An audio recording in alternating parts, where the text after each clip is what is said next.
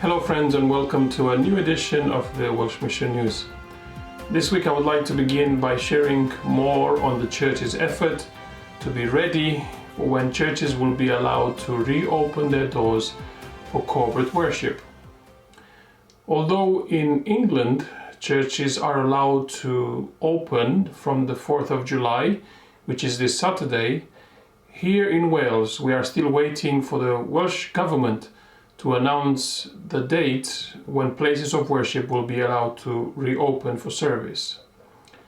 To this end, the British Union Conference will put out a joint statement which is expected to come out at the end of this week, and will say something like this. While it is our hope that congregations will meet again to enjoy and experience the fellowship of worship services, we are mindful that coronavirus is still among us. Through other things, it will also continue to say, following a meeting of the Reopening Churches Committee, which is a special committee that was put together by the British Union Conference to discuss the challenges and the way forward across our union, and following also a meeting of the presidents of the 5 entities within the British Union Conference, we issue the following statement. And the following 2 points are very crucial and important for all of us to understand, particularly for the leadership of our local churches. No congregation should meet except they meet all the following criteria. Number 1, they meet and follow the requirements of their country or particular territory for holding public services. I am sure many of our pastors and even laity are well informed with the guidelines that the local councils and our governments have put forward. And point number 2 is that each church board should conduct and submit a risk assessment to their local executive committees. Now you may wonder, how will this work? This coming week we will be able to share with you through your pastors a guideline or a risk assessment form which will help you to know which steps you need to put in place before you open the doors for worship. We should also encourage each and every member to do their own personal risk assessment. Again, this is something that the statement will say, and it will be very clear. As you may well appreciate, we all have different circumstances.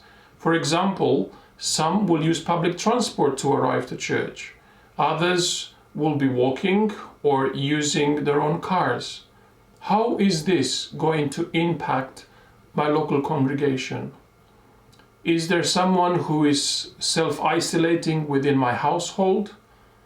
All these things should be taken very seriously.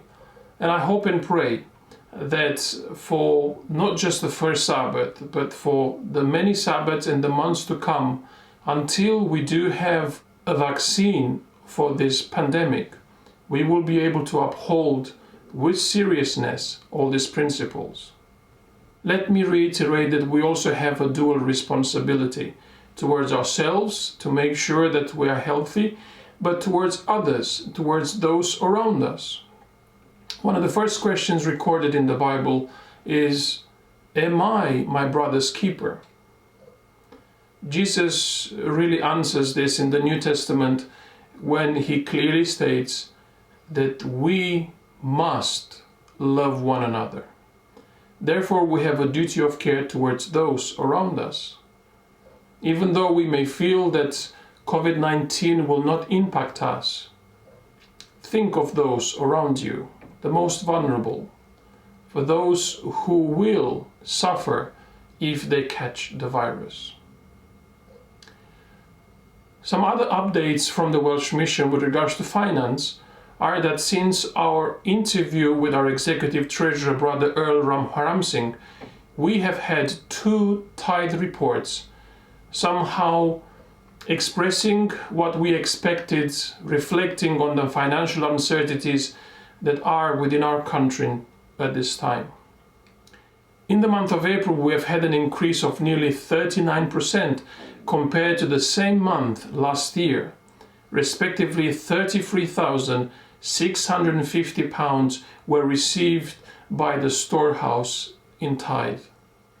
However, the following month of May, we were down by 29%. Respectively, £25,639 was received. As you can see from the two reports for these 2 months, April and May, this variation of numbers is not something isolated to the Welsh Mission, but is across our entities within the British Union and, as you well know, across the world. At this time, we do want to thank all those who are able to still give online, and to each and every one of you for your faithfulness. This Sabbath, the 4th of July, there will be a children's graduation ceremony organized for the children of Carmarthen and Ystrad churches. The Welsh Mission Children's Ministries Department, together with the leadership team, will lead out in this program, and Pastor Maureen Rock, Principal of Adventist Discovery Centre, will be the guest speaker for the day. If you would like to join this online service, please contact Eileen Mackenzie or Pastor Adriana Fodor, unless you are already a part of the Welsh Mission promo group, where a poster and details of this event have been shared already. In closing, this week I've had the privilege to speak with Pastor and Sister Neil, who celebrated their 60th wedding anniversary on the 25th of June. Let's see what they've had to say when I asked them what is the secret to stay happily married for so many years. Dear friends of the Welsh Mission, I am privileged to have Pastor and Sister Neil with us, who are joining us via Zoom. And Pastor and Sister Neil, I wanted to convey on behalf of the Welsh Mission our congratulations for your 60th wedding anniversary.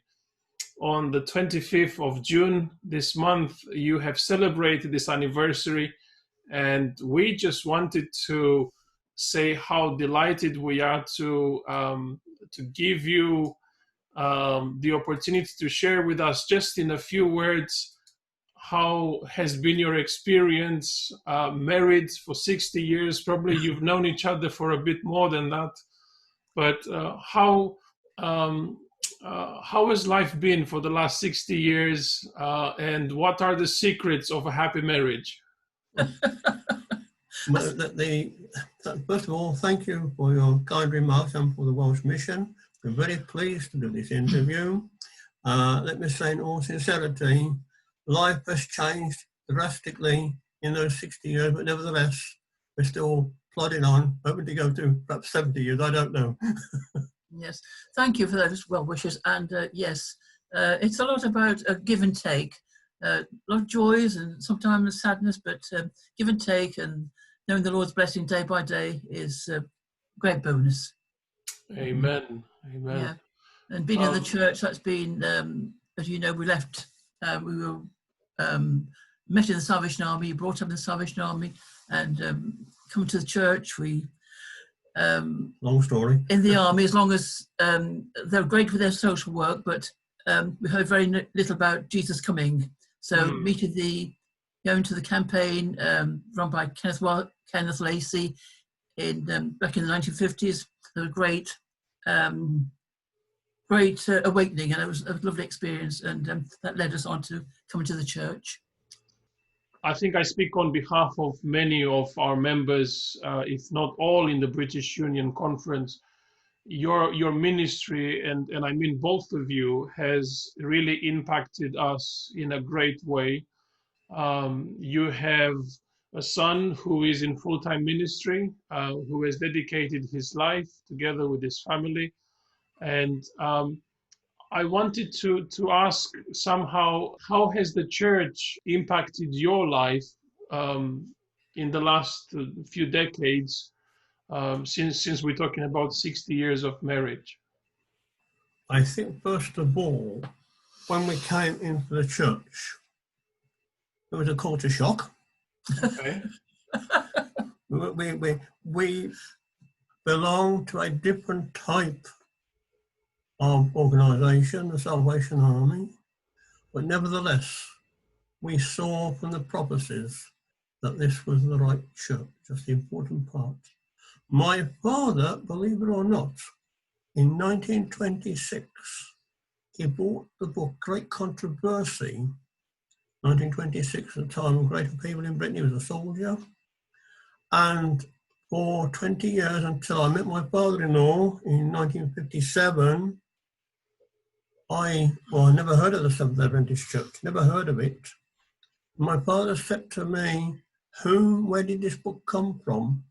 And I did not find out until I met my father-in-law.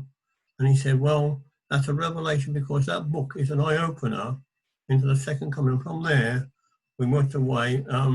It's still a long story. We weren't baptized until 1963, but nevertheless, it was a long journey even to there. But we haven't got time to tell that story. But nevertheless, we were baptized in 1963 by Pastor John Bayliss in the Oxford Church. Okay. And Pastor and Sister Neil, for the young couples who are thinking to get married or are at the beginning of their journey together, what words of wisdom do you have for them and for us who are still on the early stages of our path, being married? Yeah, well, one little brief saying that was quoted to us when we were married, actually, on our wedding day, was don't let the sun go down on your wrath, meaning if you have a problem, solve it before bedtime, and that saves a multitude of sins. That really, helps so greatly. It's so important. If there's a problem, solve it there and then, and don't go to sleep on it. Oh. But yes, in the married couples, prayer is a great lifeline. We need prayer. We need so much of God's help, and especially in these days. So pray and keep together, keep your family together, and keep the family secrets in the family.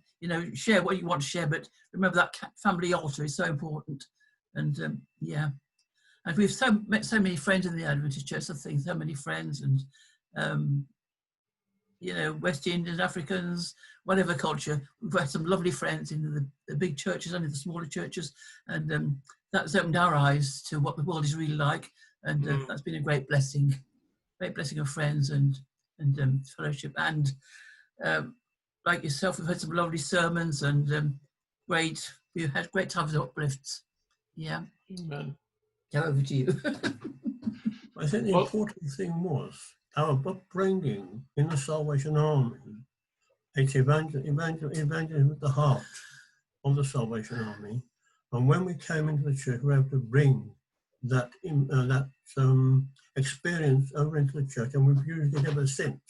I need to reach out to people, and that's really interesting. We're still where we are today, still trying to reach out to people. All right, it's even more difficult today than 60 years ago, but nevertheless, it's been a knock-on effect over the years to reach out, because that's the way we were brought up, to basically present the Bible, present the gospel, and we're still, or hopefully still doing that. Oh, thank you so much. Pastor and Sister Neil, thank you for sharing a brief snippet of your life, for sharing your passion here in the Welsh Mission. We have really appreciated, and we continue to feel your input in the ministry, from your preaching appointments and the Bible studies that you do.